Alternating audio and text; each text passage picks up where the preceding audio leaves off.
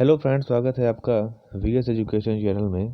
तो फ्रेंड्स, आज हम लोग बात करेंगे थोड़ा सा जो कि वर्ग 1 का जो रिज़ल्ट आया है उससे रिलेटेड बात हम यहाँ पे करेंगे कि आखिर इसमें कैसे पोस्ट वगैरह आए हुए हैं और मतलब मेन वजह क्या रही है कि मतलब अगर देखा जाए तो 75%, ठीक है, 75%, यहाँ तक कि कुछ विषयों में 85-84% नंबर लाने के बाद भी लोगों का सिलेक्शन, परीक्षार्थियों का सिलेक्शन नहीं हुआ है। तो फ्रेंड्स, इसके हम थोड़ा सा रूट पे जाएंगे। ये जो वीडियो थोड़ा सा विश्लेषण पर आधारित है। आप उसके लॉजिक को समझने की कोशिश करिएगा कि आखिर क्या रीज़न है और क्या मतलब रीज़न बन सकते हैं आपके चयन तक पहुंचाने के लिए। ठीक है, दोनों चीज़ों पे मैं बात करूंगा। तो सबसे पहले फ्रेंड्स, हम लोग ये देखते हैं कि पद कितने आए थे। तो पद देखने के लिए मैंने एक पूरे विज्ञापन, जो चयन परीक्षा का विज्ञापन था, उसका मैंने एक यहाँ पे फ़ोटो लिया हुआ है। पूरे पीडीएफ मैंने नहीं निकाली है। तो इसमें आप ध्यान से अगर देखें तो विषयवार यहाँ पर क्या है, रिक्तियाँ दी हुई हैं, स्कूल शिक्षा विभाग, और फिर यहाँ पे दिया है जनजातीय कल्याण विभाग। तो अगर आप इसको, आपके पास तो पीडीएफ होगा ही, लेकिन मैं आपको सरसरी तरह से बता देता हूँ। जैसे कि आपका इंग्लिश में 1763 पद आए हुए हैं, ठीक है, और मैथ में 1362 हो गया, और हिंदी में 509 हो गया, संस्कृत में 508 हो गया, उर्दू में 42 हो गया, बायोलॉजी में 755 हो गया, फिजिक्स में 777 हो गया, केमिस्ट्री में 781 हो गया, हिस्ट्री में 304, पॉलिटिकल साइंस में 284, ज्योग्राफी में 149, इकोनॉमिक्स में 287, सोशियोलॉजी में 88, कॉमर्स में 514, एग्रीकल्चर में 569, और होम साइंस में 28। ठीक है, तो ये हुआ क्या, पदों का खाका। ठीक है, तो पहली नज़र से देखने पे तो यही लगेगा कि अच्छे पद आए हुए हैं, मतलब इसमें सिलेक्शन होगा। लेकिन आप सब इस चीज़ से भली भांति वाकिफ़ हैं कि टोटल पद जो यहाँ पर आए हुए हैं 8720। इस 8720 में से लगभग आपके 4500 पद या उससे ज़्यादा क्या है, बैकलॉग के पद हैं। ठीक है, ये आपको अच्छे से पता है। मैं बैकलॉग के विरोध में नहीं हूँ। जो मेरे मतलब जो SC ST साथी हैं वो इस चीज़ का बुरा ना माने कि मैं बैकलॉग का विरोध कर रहा हूँ। मैं बैकलॉग का बिल्कुल भी विरोध नहीं कर रहा। ठीक है, उनका वो पद था जो कि पिछली भर्ती में नहीं भर पाया था, तो उस भर्ती में आ गया, कोई इसमें गलत बात नहीं है, अच्छी बात है ये। अब यहाँ पर मैं क्या बोलना चाह रहा हूँ कि जो ये बैकलॉग का पद है, इसका जो अनुपात आता है, अगर सब पूरी भर्ती का सीट निकाला जाए तो लगभग 50% का आता है। मतलब 50% बैकलॉग और 50% फ्रेश डायरेक्ट वाला आता है। लेकिन जब आप विषयवार जाते हैं, ठीक है, विषयवार जब आप जाते हैं तो किन्हीं किन्हीं विषयों में यह अनुपात 70 और 30 का हो जाता है। मतलब 70% बैकलॉग और 30% फ्रेश। कहीं कहीं पे 65-35 का हो जाता है। ठीक है, कहीं कहीं पे 50-50 ही रहता है, कहीं कहीं पे 45-55 हो जाता है। तो वो उसी का सब एवरेज जब निकाला जाता है तो हमें 45 और 55 का मतलब वो बनता है, मतलब 50-50% का बैकलॉग का बनता है। तो इस वजह से क्या हुआ है कि जो मेरिट है वो बहुत ज़्यादा चली गई है। अब मेरिट ज़्यादा जाने से क्या हुआ है कि बहुत अच्छे नंबर लाने वाले, जैसा कि मैंने आपको शुरू में बताया कि 74 नंबर लाने वाले, है ना, 82 नंबर लाने वाले, 85 नंबर लाने वाले, इन बच्चों का भी सिलेक्शन नहीं हो पाया है। तो फ्रेंड्स, अब थोड़ा सा हम लोग इतिहास में चलते हैं कि क्या क्या चीज़ें हुई हैं।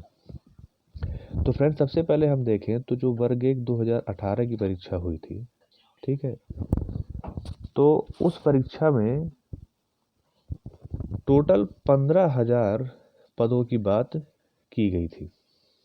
ठीक है, 15,000 पदों की बात की गई थी कि हम 15,000 पदों पे भर्ती करेंगे। और सबसे बड़ी चीज़ ये है कि उसमें विषयवार विभाजन नहीं किया गया था शुरू में। सिर्फ ये बता दिया गया था कि एक पात्रता परीक्षा होनी है, लगभग 15,000 पद रखे जाएंगे और आप लोग फॉर्म भरिए, परीक्षा दीजिए, पास करिए और नौकरी पाइए। तो जब बच्चों ने फॉर्म भरा, परीक्षा दी, पास हुए, तो उसके बाद फिर लग गया कोरोना, लॉकडाउन हो गया, है ना। 20-21 में कुछ नहीं हुआ। 22 में या लगभग लास्ट में, 21 के लास्ट में जब थोड़ा सा लॉकडाउन शुरू खुला तो फिर काउंसलिंग की प्रक्रिया चालू हुई। तो जब काउंसलिंग की प्रक्रिया चालू हुई तो पहली काउंसलिंग जब हुई थी उसकी, तो उसमें 8,000, मतलब 15,000 में से 8,000 पदों पर प्रक्रिया चालू की गई। और आपको मैं एक चीज़ और बता दूं कि उस 8,000 में से कोई भी बैकलॉग भर्ती नहीं थी। सबके सब क्या थी, फ्रेश भर्तियां थी। तो वो 8,000 पर काउंसलिंग हुई और बच्चों का जो मेरिट में आए उनको वहाँ पर नियुक्ति दिया गया। फिर क्या हुआ कि उस समय भी 8,000 रुपये जब भर्ती की गई थी तो ये नहीं बताया गया था कि सेकंड काउंसलिंग कराई जाएगी कि नहीं कराई जाएगी, इसकी कोई बात वहाँ पर नहीं हुई थी। लेकिन चूंकि विज्ञापन में 15,000 पद कह दिया गया था, इसलिए बच्चों को ये उम्मीद थी कि चलो अभी 8,000 पे हो रहा है, आगे बचे 7,000 पदों पर फिर से काउंसलिंग कराई जाएगी। तो 8,000 पदों पर काउंसलिंग हो गई, बात खत्म। अब बच्चों ने जब इस चीज़ को देखा कि यहाँ पर मतलब कि अब पद और बचे हैं और सरकार काउंसलिंग नहीं करा रही है, तो उन्होंने थोड़ा सा विरोध किया। विरोध करने का मतलब अपने ज्ञापन दिए, है ना, निवेदन दिए, प्रतिवेदन दिए, आवेदन दिए कि भाई इसमें जो पद और बचे हैं उसके लिए सेकंड काउंसलिंग कराई जाए और जो पात्र अभ्यर्थी हैं उनको वहाँ पर नौकरी दी जाए। तो फिर सरकार ने बात को माना और फिर 5,000 पदों पर सेकंड काउंसलिंग कराई गई। ठीक है। अब जब 5,000 पदों पर सेकंड काउंसलिंग हो गई तो 8, 5, 13,000 पदों पर क्या हो गया, वो भर्ती प्रक्रिया कंप्लीट हो गई। अब जब भर्ती प्रक्रिया कंप्लीट हो गई तो 13,000 पद हो गए। उसके बाद ये हुआ था कि सरकार ने ये बोला था कि हम 2,000 पद में और भर्ती करेंगे।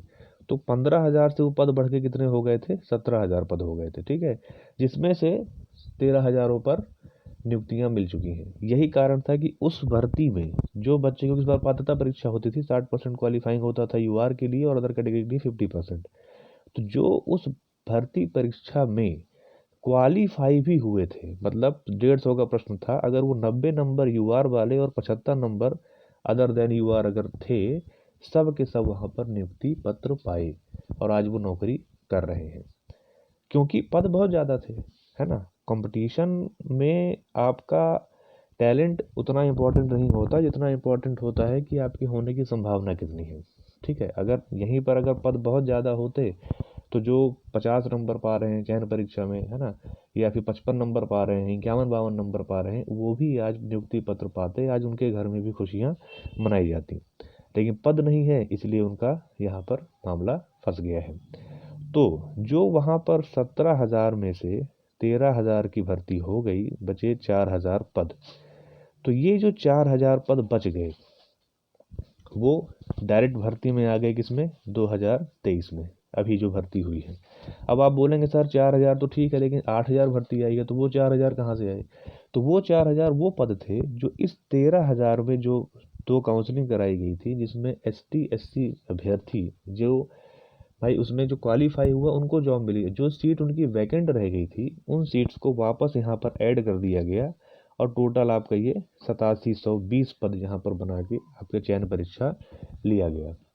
तो प्रश्न यहाँ पर ये नहीं खड़ा होता है कि सरकार ने बैकलॉग क्यों निकाल दिया। बैकलॉग निकालना कोई गलत बात नहीं है। आखिर उस भर्ती में भी जो 18 की भर्ती थी उसमें भी तो बैक जो वो 4,000 पद जो आज बैकलॉग कहला रहे हैं, उस भर्ती में वो डायरेक्ट भर्ती थी, उस समय बैकलॉग नहीं थी। बैकलॉग वो 18 के चलते हो गई। तो बैकलॉग देना कोई गलत बात नहीं है। प्रश्न यहाँ पर ये खड़ा होता है कि जो इसका गजट आया था उसमें 35,000 पद खाली है। इसमें हमें पता है कि 50-50 का बंटवारा होता है ट्रांसफ़र, वो मतलब प्रमोशन से, और 50% डायरेक्ट उसमें रिक्रूटमेंट करने से। तो ठीक है, आप इसको रख लीजिए उसमें। तो जो 50% बचता है, मतलब लगभग आपका ये बचता है 17,000 पद। ठीक है, तो इस 17,000 पदों में से जो है, ये गजट नोटिफिकेशन कब का है, अभी का, मतलब पिछली बार जो आया था उसका है। ठीक है, तो यहाँ पर ये चीज़ होती है कि ये पद तो हो गए जो आपको दिखाए जा रहे हैं। अब आपने जो पिछली भर्ती की उसमें से आपने भर लिया, उसके 4,000 आपने इसमें जोड़ दिए, और 18 का गजट है तो 18 से आज 24, मतलब 6 साल हो रहा है। ऑन एन एवरेज आप मान के चलिए कि हर साल जो है तो कम से कम 2 से 3 हज़ार, 2 से मैं कम ही बता रहा हूँ, लगभग आप मान के चलिए कि 6-7 हज़ार टीचर जो होते हैं सभी विषयों का मिलाया जाए तो वो रिटायर भी होते हैं। तो वो भी अगर देखा जाए तो इन 6 सालों में लगभग 36-40 हज़ार टीचर रिटायर हुए होंगे, उनकी जगह खाली हुई होगी। तो मैं ये नहीं कहता कि बहुत बड़ी हमें उम्मीद है कि हमें बहुत ज़्यादा सीट मिलेगी, लेकिन फिर भी आप ये मान के चलिए कि 5,000 सीट्स डायरेक्ट भर्ती में अभी भी सरकार चाहे तो वो ला सकती है। तो ये तो बात हो गई, क्या सरकार पद ला सकती है, उसके लिए तर्क। अब दूसरा प्रश्न ये उठता है कि सरकार क्यों लाए, आखिर सरकार सेकंड काउंसलिंग के लिए पद वृद्धि क्यों करे, उसके पीछे का क्या तर्क है। तो उसके पीछे का तर्क ये है कि जैसे मैं आपका पिछली वीडियो में बता रहा था कि जो वर्ग 3 की जो परीक्षा हुई थी उसमें क्या हुआ था कि फर्स्ट काउंसलिंग में 18,500 पदों पर काउंसलिंग के लिए जारी हुआ था विज्ञापन, जिसमें से 11,000 पद क्या थे, बैकलॉग थे, और बाकी जो बचे पद लगभग 7,000 7,500 वो पद क्या थे, फ्रेश भर्ती वाले थे।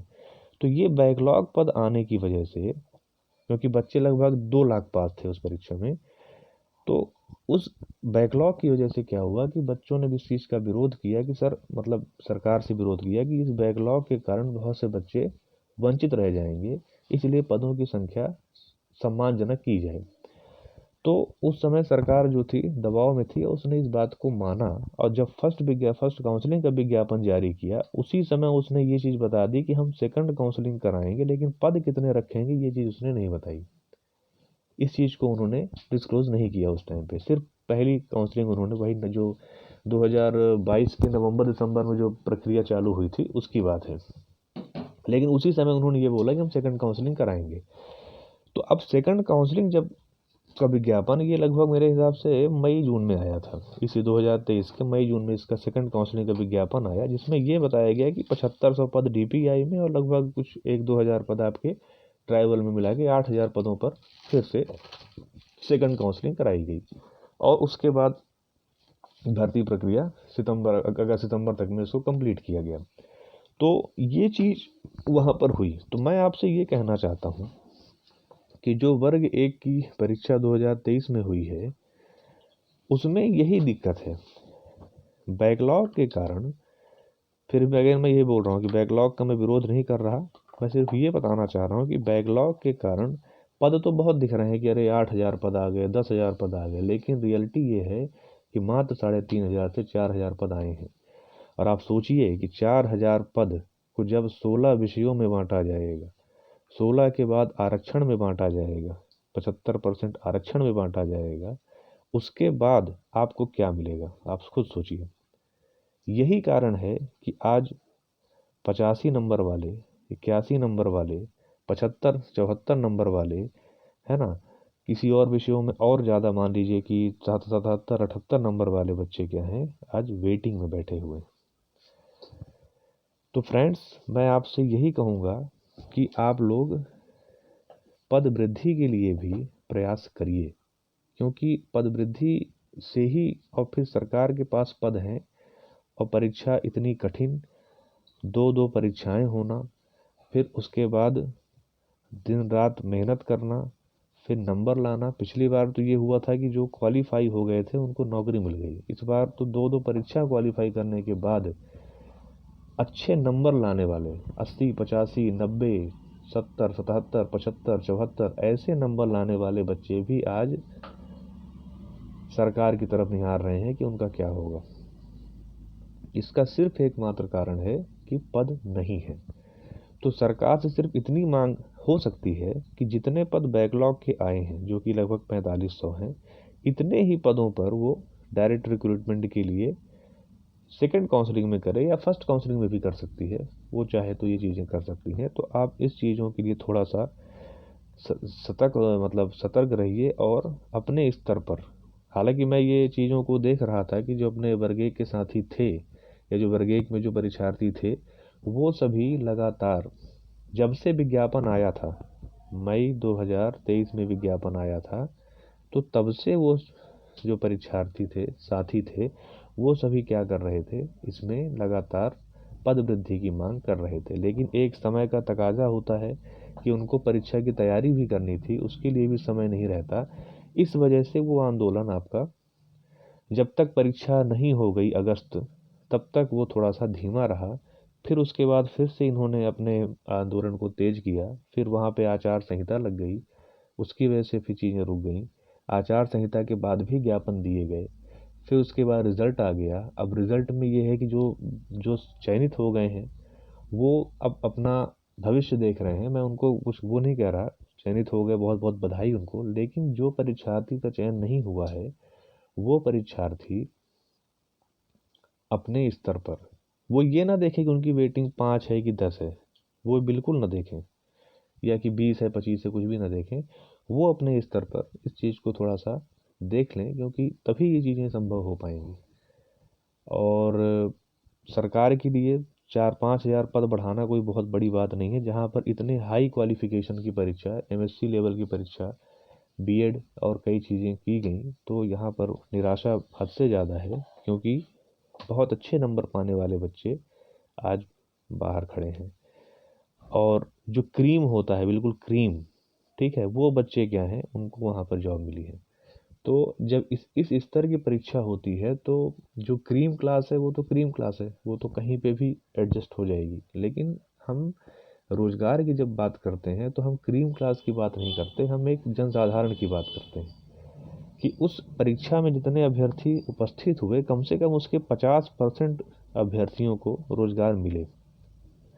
मैं तो ये मानता हूँ कि कम से कम जो बच्चे चयन परीक्षा क्वालिफाई किए हैं अपने अपने कैटेगरी में, उन सबको रोजगार का अवसर मिले। और क्योंकि 2 फ़िल्टर आपने लगाए, एक फ़िल्टर में प्रार्थता में छँटे बच्चे और फिर चयन में बच्चे छँटे। ये डबल फ़िल्टर के बाद ये स्थिति है कि 18 वाली भर्ती, जहाँ सिर्फ क्वालीफाई होने पे अच्छी नौकरी लोगों को मिली, सीट बच भी गई। और यहाँ पर ये हाल हो रहा है कि डबल फ़िल्टर लगाने के बाद भी अच्छे अच्छे नंबर पाने वाले 80, 85, 86 ऐसे नंबर पाने वाले बच्चे आज जॉब से वंचित हैं। तो यही है फ्रेंड्स, जो मैं विश्लेषण आपको बताना चाह रहा था कि पद वृद्धि का आधार क्या हो सकता है, ये सब चीज़ें हैं। और बैकलॉग एक बहुत बड़ा आधार है, क्योंकि अगर आप इतने ही पद 8720 अगर आपने फ्रेश पद भी दे दिए होते तो भी बहुत ज़्यादा दिक्कत नहीं होती, बहुत से बच्चों का सिलेक्शन हो जाता। तो इसलिए फ्रेंड्स, आप इस स्तर पर आप प्रयास कर सकते हैं। और जो रही बात इसमें वेटिंग में क्या विश्लेषण है, उसके लिए मैं डेटा कलेक्ट कर रहा हूँ। मैं उस पर जल्द ही वीडियो लाऊंगा, विषयवार वीडियो लाऊंगा, तो मैं उसको बनाऊंगा। तब तक आप मेरे चैनल से जुड़े रहें। अगर आप चैनल पर पहली बार आए हैं तो प्लीज़ आप चैनल को सब्सक्राइब कर लीजिए। और वीडियो अगर आपको अच्छा लगा तो उसे लाइक कर दीजिए और उसे प्लीज़ शेयर करिए। Okay friends, thank you.